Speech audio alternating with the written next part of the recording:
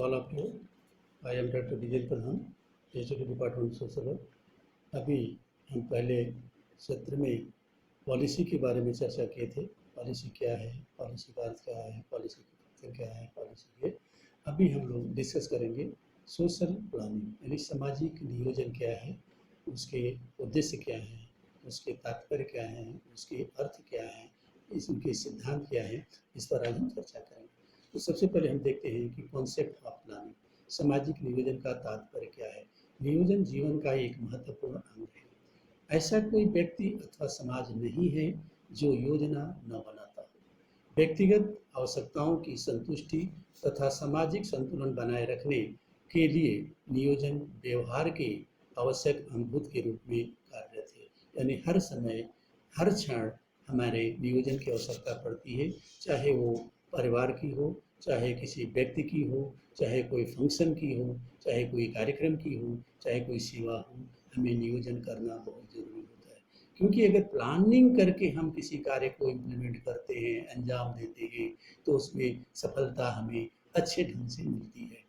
तो प्लानिंग बहुत ही इम्पॉर्टेंट है, चाहे वो हमारे जीवन के लिए हो, चाहे हमारे संस्था के लिए हो, चाहे हमारे सरकार के लिए हो, चाहे समाज के लिए हो, यह बहुत ही इम्पॉर्टेंट है।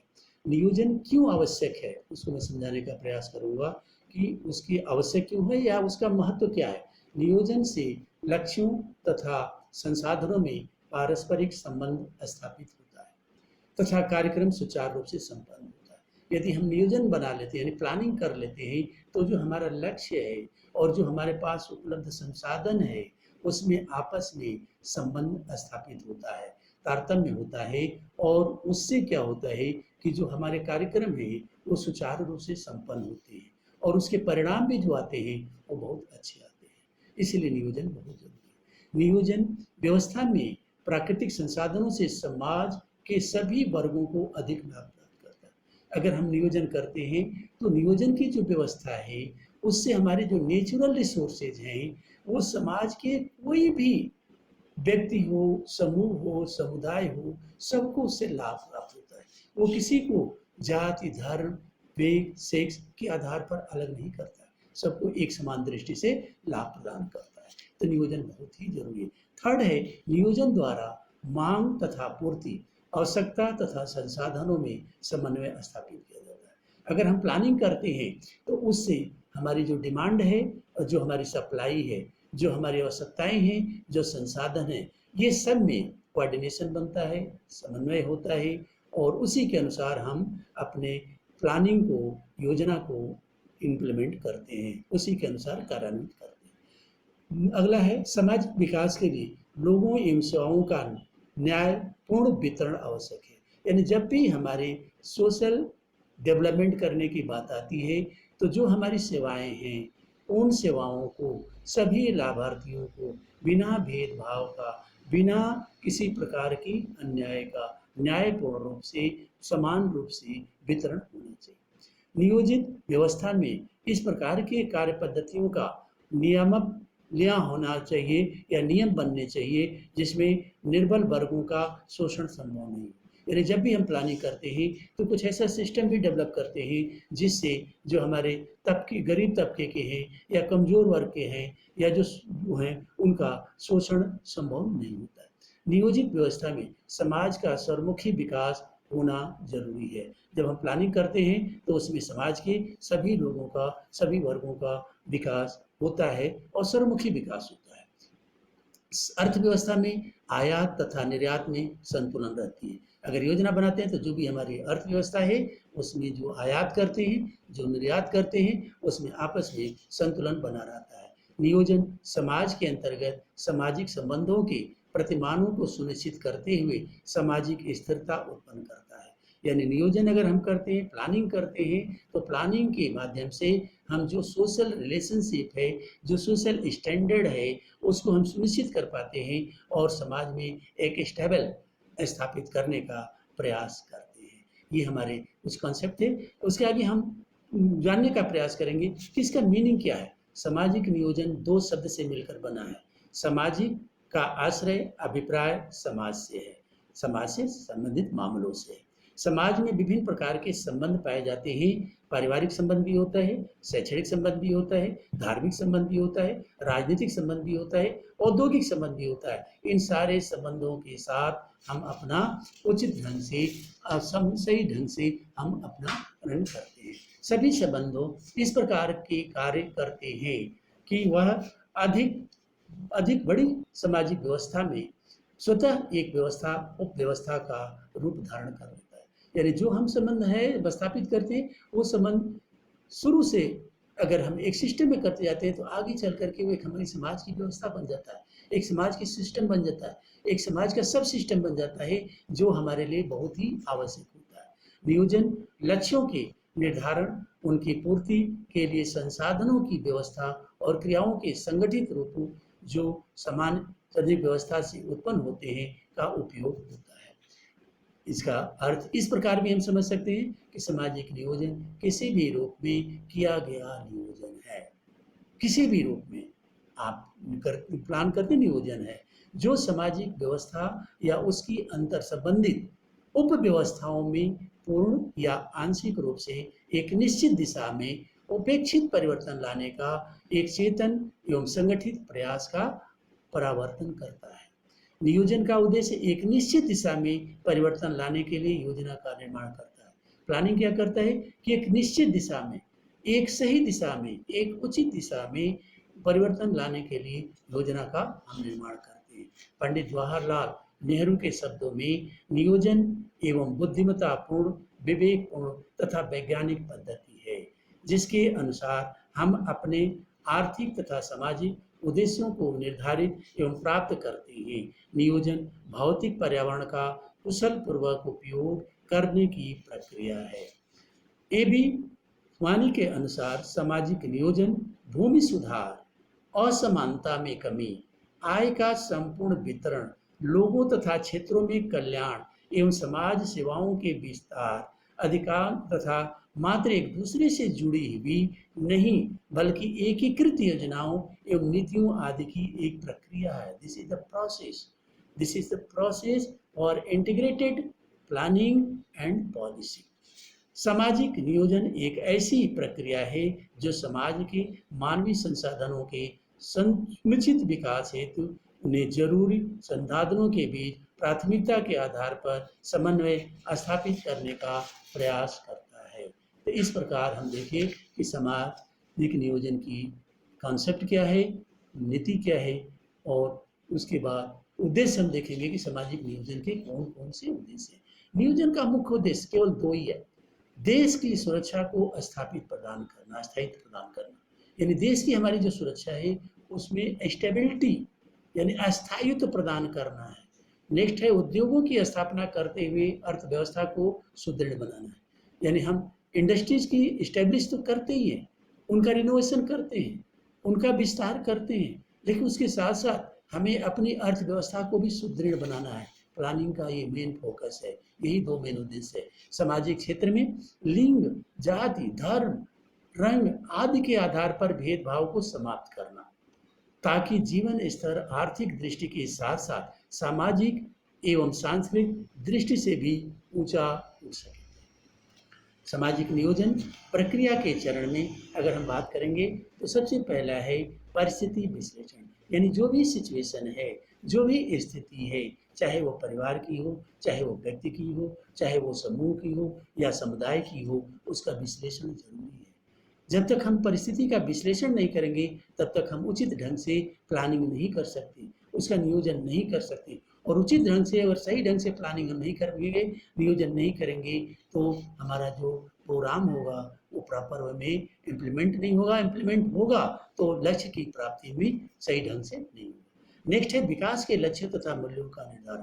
जब भी हम प्लानिंग करते हैं उस समय दिमाग में, माइंड में रखते हैं कि विकास के जो लक्ष्य हैं, जो मूल्य हैं, उसको भी हमें इसमें स्थान देना है, क्योंकि इनका भी अहम भूमिका होती है। वर्तमान योजनाओं के गुणात्मक तथा परिणात्मक आयाम का ज्ञान होना चाहिए। यानी जब नियोजन की प्रक्रिया अपनाते हैं तो हमें उस समय ये दोनों गुणात्मक, क्वालिटेटिव एंड क्वांटिटेटिव, जो भी हमारे आयाम है, डायमेंशन है, उसका हमें नॉलेज होना चाहिए, उसकी जानकारी होनी चाहिए, क्योंकि वो अहम भूमिका योजना बनाने में अदा करता है। इसलिए दोनों यानी क्वालिटेटिव क्वांटिटेटिव डायमेंशन या फैक्टर का नॉलेज हमें जरूरी है। नेक्स्ट है विशिष्ट उद्देश्यों तथा रणनीति का निर्धारण करना। जो भी हमारे उद्देश्य हैं स्पेसिफिक उद्देश्य हो, उसके अनुसार उसकी रणनीति हो, दोनों का समुचित रूप से व्यवस्था प्लानिंग में होनी चाहिए। यानी स्पेसिफिक ऑब्जेक्टिव क्या है जो हम आसानी से अचीव कर सकें। विशिष्ट उद्देश्य यानी स्पेसिफिक होना चाहिए, स्मार्ट जिसे बोलते हैं, सिंपल मेजरेबल अचीवेबल होना चाहिए।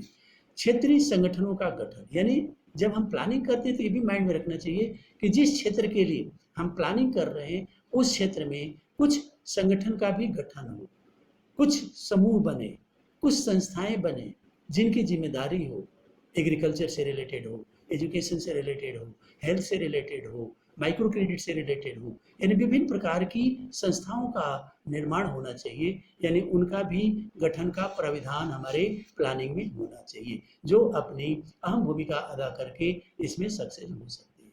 खंडी नियोजन कार्य यानी खंड स्तर पर ब्लॉक स्तर पर भी प्लानिंग होना चाहिए। निवेश क्या है, लक्ष्य क्या है, क्षेत्र का निर्धारण क्या है, ये सारे हमारे क्षेत्र स्तर पर निखंड आधार पर भी होना चाहिए। आर्थिक तथा सामाजिक निवेशों के बीच अंतर संबंधों की स्थापना होनी चाहिए। यानी जो हमारी इकोनॉमिकल और सोशल पूंजी है, जो हमारे पास प्रॉपर्टी है, जो संसाधन है, उनके निवेश के बीच में भी अंतर संबंध इंटर रिलेशन की व्यवस्था होनी चाहिए।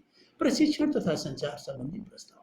जब भी हम प्लानिंग करते हैं तो जरूर हमें प्रशिक्षण और संचार संबंधी मुद्दों को भी शामिल करना चाहिए, क्योंकि कुछ ऐसे ह्यूमन होते हैं, मानव होते हैं जिनको कार्य करने में असुविधा होती है, और उन्हें अगर प्रशिक्षण कर दिया जाता है, उनकी क्षमता का विकास कर दिया जाता है, उनको अवेयरनेस प्रदान कर दिया जाता है, तो अपने कार्यों को, अपनी जिम्मेदारियों को अच्छे ढंग से निर्वहन करते हैं और अच्छे ढंग से कम्युनिकेशन स्किल भी उनके अंतर्गत डेवलप होना चाहिए, तभी वो कार्यक्रम को आगे बढ़ा सकते। प्लानिंग करते समय इन मुद्दों का भी ध्यान में रखना चाहिए। बजट की स्थापना, जब हम प्लानिंग करते हैं तो हमें ये भी माइंड में रखना चाहिए कि जो हम प्लान कर रहे हैं उसके लिए हमारे पास बजट का प्रावधान क्या है, बजट को हम कैसे मैनेज कर सकते हैं।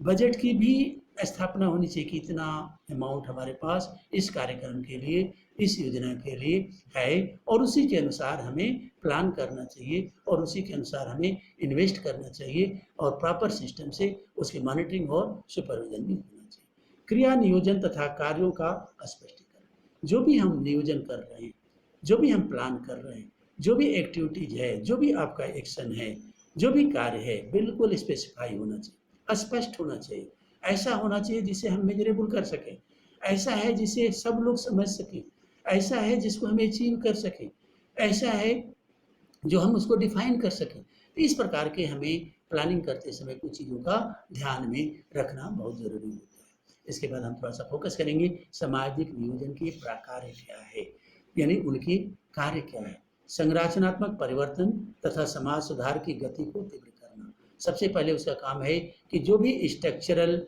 चेंजेज हैं, जो भी स्ट्रक्चरल रिफॉर्म हैं, उनको गति प्रदान करना है, उनको मोशन में लाना है, उनको सपोर्ट करना है, ताकि विकास का प्रतिफल समाज के विभिन्न वर्गों के समान रूप से प्राप्त हो सके, यानी सभी तक वो पहुंच सके, चाहे वो किसी भी जात, किसी भी धर्म, किसी भी वर्ग का हो, उनके पास हो। सेकंड है विकास से संबंधित योजनाओं को अधिक प्रभावशाली बनाने के लिए संस्थागत तथा प्रशासनिक व्यवस्था को सुदृढ़ करना होगा। बार बार हम करें कि अगर हम योजना बनाते हैं तो उसको अधिक संपन्न, अधिक प्रभावशाली, इफेक्टिव बनाने के लिए हमारे पास जो संस्थागत या प्रशासनिक सिस्टम है, जो व्यवस्था है, हमें उसे सुदृढ़ करना होगा। विकास के लक्ष्यों का निर्धारण में समुदाय का भागीदारी, यानी जो भी हम प्लानिंग करते हैं, जो भी हम लक्ष्य निर्धारण करते हैं, उसमें हमारे कम्युनिटी का पार्टिसिपेशन बहुत जरूरी है। और हर क्षेत्र में from planning, organising, implementation, decision making, monitoring, supervision, हर क्षेत्र में उनका भागीदारी होना बहुत ज़रूरी है, क्योंकि उन्हीं के लिए हम काम कर रहे हैं, उनके साथ मिलकर काम कर रहे हैं, और उन लोगों के लिए ही हम काम कर रहे हैं, तो उनका सहभागिता होना जरूरी है। ये प्लानिंग में हमारा सुनिश्चित होना चाहिए। उत्पादकता एवं उत्पादन को अधिक बढ़ाने के लिए समुदाय को प्रेरित करना। हमें कम्युनिटी को मोटिवेट करना है, उनको सपोर्ट करना है, उनको सहयोग देना है, प्रेरित करना है कि वो उत्पादकता और उत्पादन को अधिक बढ़ाएं। तभी जा करके हम डेवलपमेंट कर सकते हैं। विकास हेतु स्थानीय व्यक्तियों, शक्तियों, स्रोतों तथा ज्ञान का अधिक उपयोग करना, यानी जो भी हमारे स्थानीय पावर हैं, लोकल शक्तियां हैं, चाहे वो सोशल हो, इकोनॉमिक हो, जो भी हमारे रिसोर्सेज हैं, उन रिसोर्सेज का, जो भी हमारे ज्ञान है, उनका उपयोग करना। अभी कभी कभी हम देखते हैं, गांव में जाते हैं कि लोगों के पास संसाधन है, उनको ज्ञान नहीं है, उनको नॉलेज नहीं है, उनका प्रॉपर यूटिलाइजेशन नहीं है, वो सही ढंग से उसका उपयोग नहीं कर पा रहे, इसलिए वो विकास करने में असमर्थ होते हैं। तो हमें इस पर फोकस करना चाहिए कि जो भी हमारे पास संसाधन है, जो भी हमारे पास शक्तियां हैं, चाहे सोशल या इकोनॉमिकली या पॉलिटिकली, उसे, और जो भी ज्ञान है उसका उपयोग कर, बहुत से हमारे समाज में हैं जो एक्सपीरियंस पर्सन हैं, स्पेशलाइज्ड हैं, उनके पास बहुत से जिसको उपयोग करके हम विकास की अधिक तीव्र गति दे सकते हैं। नेक्स्ट है विकास के लिए पर्यावरण का समुचित एवं सावधानी पूर्वक उपयोग करना। जो भी हमारे पास इन्वायरमेंटल रिसोर्सेज हैं, जो भी हमारे पास इन्वायरमेंटल सिचुएशन है, जो हमारे पास व्यवस्था है, उसका प्रॉपर सावधानी से उपयोग करते हुए हमें इस विकास की धारा में जोड़ना है। यानी जब प्लानिंग करेंगे तो हमें माइंड में जरूर रखना है, हमें ये सुनिश्चित करना है कि जो हमारे पर्यावरण संसाधन है, इन्वायरमेंटल जो संसाधन है, भूमि, जल, जंगल, जमीन, उनका समुचित और सावधानी पूर्वक करना है। शोषण, दोहन नहीं करना, जहाँ जरूरत है उनका उपयोग करना है, जितनी जरूरत है उतना ही उनका उपयोग करना है। क्योंकि अगर इन्वायरमेंट को, पर्यावरण को, प्रकृति को अगर हम छेड़ते हैं तो उसका दुष्परिणाम हमारे समाज पर, परिवार पर, व्यक्ति पर, देश पर, राष्ट्र पर पड़ता है। और आज हम जो देख रहे हैं, विभिन्न प्रकार की जो आपदाएं, विपदाएं आती हैं, वो उसी का परिणाम है जो हम लोग इन्वायरमेंट को छोड़ते हैं। हम उसका यूज करें, उपयोग करें, लेकिन जितनी आवश्यकता है उतनी ही उपयोग करना चाहिए, तो हम अच्छे ढंग से सक्सेस हो सकते हैं और उसको आगे बढ़ा सकते हैं। आत्मनिर्भरता की दृष्टि से विकास की प्रक्रिया में सभी स्तर पर जन सहभागिता को प्रोत्साहित करना, यानी सभी के अंदर कॉन्फिडेंस डेवलप करना है, सभी को इसमें जोड़ना है, इस प्रक्रिया में जोड़ना है, और इसमें जोड़ते हुए उन्हें मोटिवेट करना है कि ये आपका प्रोग्राम है, ये आपकी प्लानिंग है और इसको आपको इम्प्लीमेंट करना है, आपको देखना है, इसके लक्ष्य की प्राप्ति आप ही को करना है। इस प्रकार की हम उनकी प्रेरणा दे करके उनकी सहभागिता को ले सकते हैं, और सहभागिता जब होगी तो ऑटोमेटिक हर लोगों का कुछ न कुछ कंट्रीब्यूशन, सहयोग होगा, जो हमारे विकास में किसी न किसी प्रकार से सहयोग प्रदान करेगा। आगे हम चर्चा करेंगे प्रिंसिपल। प्लानिंग के प्रिंसिपल क्या है? बचत, वृद्धि, पूंजी सृजन का सिद्धांत।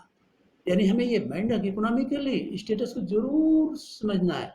बचत, वृद्धि, पूंजी सृजन का सिद्धांत, इसको अपनाना है। ये चारों चीज अहम है और इस पर हमें फोकस करना चाहिए। अगर हमारे इकोनॉमिकल पावर नहीं है, इकोनॉमिकल स्ट्रेंथ नहीं है, तो हम विकास की जो लक्ष्य है उसको प्राप्त करने में असमर्थ हैं। तो ये सिद्धांत जरूर ही अपनाना है, बहुत ही इंपॉर्टेंट है। नेक्स्ट है प्राकृतिक संसाधनों के समुचित उपयोग। हम बार बार बोल रहे हैं, अभी हम आपको पहले बता रहे थे कि जो भी नेचुरल रिसोर्सेज हैं उनका समुचित उपयोग होना चाहिए, ये सिद्धांत है। उसका अनुचित नहीं उपयोग नहीं होना चाहिए, उसका मिसयूज नहीं होना चाहिए। अगर हम उनको दोहन करते हैं, उसका शोषण करते हैं, तो हम अभी बताए थे आपको, उसका दुष्परिणाम हमारे ऊपर पड़ता है, हमारे समाज पर पड़ता है, हमारे इन्वायरमेंट पर पड़ता है। इसलिए जो भी प्राकृतिक संसाधन है, जो भी नेचुरल रिसोर्सेज है, उसका समुचित उपयोग होना चाहिए। निजी एवं सार्वजनिक क्षेत्र के समन्वय का सिद्धांत, यानी जो भी गवर्नमेंट का या पब्लिक का क्षेत्र है उसमें आपस में कोऑर्डिनेशन होना चाहिए, समन्वय होना चाहिए। बिना कोऑर्डिनेशन का हम कोई काम नहीं कर सकते, कोई डेवलपमेंट नहीं कर सकते। ये सिद्धांत बहुत ही इंपॉर्टेंट है। जब प्लानिंग करते हैं तो इस सिद्धांत को जरूर अपनाना चाहिए। वो कह रहा है कि सब अपने अपने सिस्टम के अनुसार, अपने अपने सिद्धांत के अनुसार, अपने अपने संसाधन के अनुसार काम कर रहे हैं। हम उदाहरण के रूप में ले सकते हैं, हमारे बहुत से विभाग हैं जो डेवलपमेंट के लिए काम कर रहे हैं। PWD भी है, एग्रीकल्चर भी है, एजुकेशन भी है, हेल्थ भी है, सब अलग अलग काम कर रहे हैं। इतना तक कि फंडिंग एजेंसी भी बहुत सी हैं जो हर क्षेत्र में काम कर रहे हैं, लेकिन आपस में कोऑर्डिनेशन नहीं है, ओवरलैपिंग होता है। हम भी कर रहे हैं, आप भी उसी काम को कर रहे हैं, दूसरा भी उसी काम को कर रहा है, आपस में कोऑर्डिनेशन नहीं। अगर कोऑर्डिनेशन होता तो उस संसाधन को जो हम ओवरलैप कर रहे हैं, अपना मिस संसाधन को मिसयूज कर रहे हैं, उसका अलग दूसरे जगह कहीं उपयोग करके अलग क्षेत्र में हम उसका डेवलपमेंट कर सकते हैं। समय के समुचित उपयोग का सिद्धांत, यानी जो भी आपके पास समय है, जो भी टाइम है, उसका समुचित उपयोग होना चाहिए, ये सिद्धांत है। टाइम को वेस्ट नहीं करना, जो चीज़ जो समय पर होना है उस समय पर उस चीज़ को होना चाहिए, उस काम को होना चाहिए। तभी अब बीज लगानी है अभी और हम 4 महीने बाद लगाएंगे तो उसका आउटकम हम नहीं दे सकते, उसका रिजल्ट नहीं मिलेगा क्योंकि समय निकल गया। तो समय अनुसार अगर बच्चों को एजुकेशन देना है तो फ्रॉम स्टार्टिंग टू एंड तक उनको प्रोवाइड करना है या समय के अनुसार। अब एडमिशन करानी है, 6 साल पर एक में एडमिशन होता है, हम कराएंगे 8 साल 10 साल पर, तो वो कहीं ना कहीं हमें निगेटिवता प्रदान करेगी। केंद्रित लेकिन विकेंद्रित विकास की प्राथमिकता सिद्धांत, सेंट्रलाइज्ड एंड डिसेंट्रलाइज्ड दोनों तरह के डेवलपमेंट की प्रायोरिटाइजेशन होना चाहिए। डिसेंट्रलाइज्ड अगर होगा तो अच्छे ढंग से विकास होगा, सबका संगठन होगा और सब लोग उसमें अपना पार्टिसिपेशन देंगे, सब लोग अपना सहयोग दे करके उसको डेवलप कर सकते हैं। This is the very important जन सहभागिता का सिद्धांत, यानी participation, principle of people participation, लोगों की सहभागिता होना जरूरी है, चाहे वो प्लानिंग हो, चाहे उसको ऑर्गेनाइजिंग करना हो, चाहे इम्प्लीमेंट करना हो, चाहे मॉनिटरिंग सुपरविजन हो, हर क्षेत्र में पीपल पार्टिसिपेशन होना चाहिए। इस सिद्धांत को हमें एज ए प्लानर के रूप में उपयोग में लाना चाहिए। लचीलेपन का सिद्धांत, फ्लेक्सिबल होना चाहिए, रिजिड नहीं होना चाहिए, बिल्कुल फ्लेक्सिबल होना चाहिए। जब भी हम प्लानिंग करते हैं तो हमें हर चीज़ को, जो भी हमारी वीकनेस है, जो भी हमारी स्ट्रेंथ है, जो भी हमारे बाधाएं हैं, उस सब को माइंड में रख करके हमें प्लानिंग करना चाहिए और फ्लेक्सिबल होना चाहिए। किसी भी समय कोई भी प्रॉब्लम हो सकता है तो हम उसे चेंज कर सकें, उसे परिवर्तन कर सकें, उसके आगे बढ़ा सकें, उसको प्रीपोन कर सकें। इस प्रकार का हमारे पास लचीलेपन प्लानिंग होना चाहिए, यानी फ्लेक्सिबल प्लानिंग के सिद्धांत को अपनाना है। संसाधनों के आवंटन का सिद्धांत, जो भी रिसोर्सेज हैं उसको हम कहाँ कहाँ, कब कब, कैसे कैसे यूटिलाइजेशन कर सकते हैं, उसका आवंटन का भी सिद्धांत हमारे पास होना चाहिए। और प्लानर के रूप में हम इस सिद्धांत को माइंड में रखते हैं जब भी किसी भी लेवल की प्लानिंग करते हैं। समुचित एवं सामयिक मूल्यांकन का सिद्धांत, this is the very important. बिना मूल्यांकन का, बिना असेसमेंट का, बिना इवैल्यूएशन का हम ये नहीं देख सकते हैं कि जिस पर्पज से हमने काम प्रोग्राम किया था उसका आउटकम हमें मिला या नहीं मिला। मिला तो किस लेवल पर मिला, क्या उसमें स्ट्रेंथ थी, क्या वीकनेस थी, उस वीकनेस को हम कैसे दूर कर सकते हैं और आगे जब प्लानिंग करेंगे तो हम उसका उपयोग कैसे कर सकते हैं। ये सिद्धांत हमें जरूर अपनाना चाहिए और इस सिद्धांत को अपनाते हैं तो कभी के कार्यक्रम में हम सक्सेस हो सकते हैं। कुछ टाइप्स हैं प्लानिंग के, टाइप्स हैं फिजिकल प्लानिंग यानी भौतिक नियोजन, जो फिजिकल इंफ्रास्ट्रक्चर को लेकर करते हैं, वित्तीय